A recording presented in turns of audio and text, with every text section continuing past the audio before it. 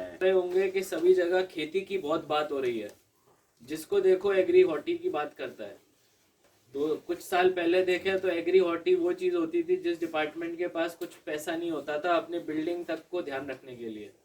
लेकिन आज agree horti पे क्यों ध्यान दिया जा रहा है?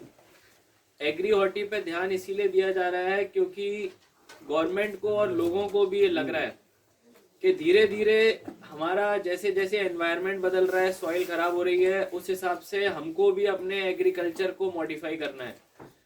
अभी जो एरियाज आपके बन रहे हैं उसमें किसी किसी जगह मोनोपोली हो रही है। मोनोपोली की वजह से जो एग्रीकल्चर का ग्रोथ है वो रुका हुआ है।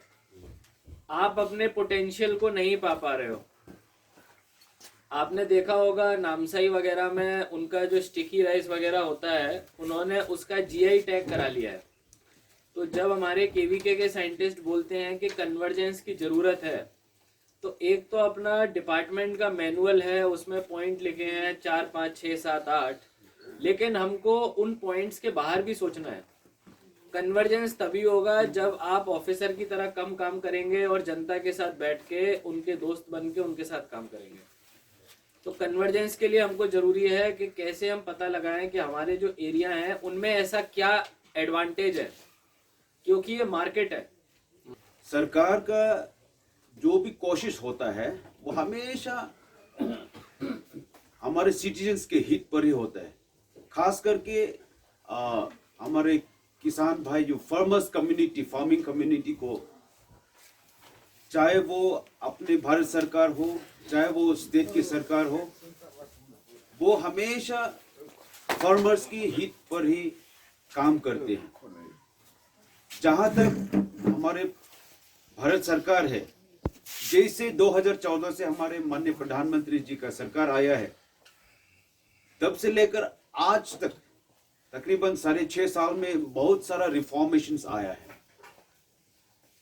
इसमें आप और हम सब जानते हैं बहुत सारा चीज जो है, सरकार का जो रिफॉर्मेशंस, बदलाव जो है, थोड़ा समय लगता है, लेकिन आज हम इसको फील कर सकते हैं।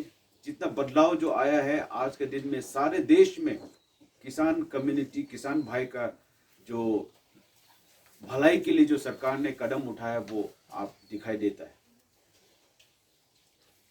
भारत देश जो है एक एग्रीकल्चरल सेंट्रिक इकोनॉमी है। भारत के तकरीबन 80%, 80% से ज्यादा लोग जो है गांव में रहते हैं। तो गांव वालों जो है अपना परिवार चलाने के लिए खेत का काम करता है, और हम सभी लोग हम फार्मर्स की ही बेटा है और फार्मर्स ही है। इवन मेरा अपना माँ पिताजी भी फार्मर्स है, अभी भी वो लोग खेत करते हैं। जैसे कि बड़े भाई ने कहा है, जनरेशन से हम लोग जंगल में खेत का काम करके ही अपना जो लाइवलीहुड हम कर रहे हैं। इसलिए एंटायर इकोनॉमी जो है एग्रीकल्चर पर ही डिपेंड होता है।